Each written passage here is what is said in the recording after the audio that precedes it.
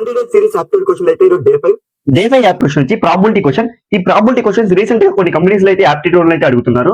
So ఇలాంటి questions ఎలా చేయాలో చూద్దాం. సో ఫస్ట్ ఇక్కడ ఇచ్చిన క్వశ్చన్ లో what is the probability of getting a sum 9 from 2 throws of your dice. 2 dice throw చేస్తే సమ్ అనేది 9 రావాలి.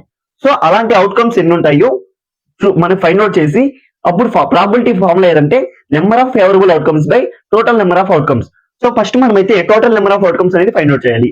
Total number of outcomes find out చేసినప్పుడు మనకి ఫస్ట్ 1 డై త్రో చేసినప్పుడు 6 అవుట్కమ్స్ వస్తాయి.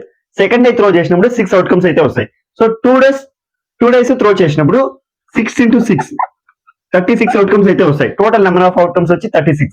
సో ఫేవరబుల్ అవుట్కమ్స్ అంటే సమ్ 9 రావాలి. ఇప్పుడు ఫస్ట్ డే త్రో చేసినప్పుడు 4 అనేది వచ్చింది అనుకోండి. నెక్స్ట్ సెకండ్ డే త్రో చేసినప్పుడు 5 రావాలి. సో 5 + 4 అనేది 9. సో ఇలాంటి 2 డేస్ త్రో చేసినప్పుడు 9 అనేది రావాలి. సో ఇలాంటి అవుట్కమ్స్ ఎన్ని వస్తాయంటే 4 5 ఒకటి, నెక్స్ట్ 5 4 ఒకటి, నెక్స్ట్ 6 3 ఫస్ట్ డేలో 6 సెకండ్ డేలో 3, నెక్స్ట్ 3 6 ఫస్ట్ డేలో 3 సెకండ్ డేలో 6. సో 4 అయితే ఫేవరబుల్ అవుట్కమ్స్ అయితే వచ్చాయి. సో మన ఫార్ములా వచ్చి favourable outcomes by total number of outcomes.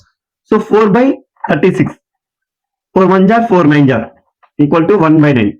The probability అనేది సమ్ 9 రావడానికి 2 డైస్ త్రో చేసినప్పుడు 1/9 అనేది ప్రాబిలిటీ. సో ఇలాంటి టైప్ క్వశ్చన్ స్క్రీన్ మీద అయితే కనబడుతుంది. ఆ క్వశ్చన్ కి అయితే ఆన్సర్ కామెంట్ చేయండి.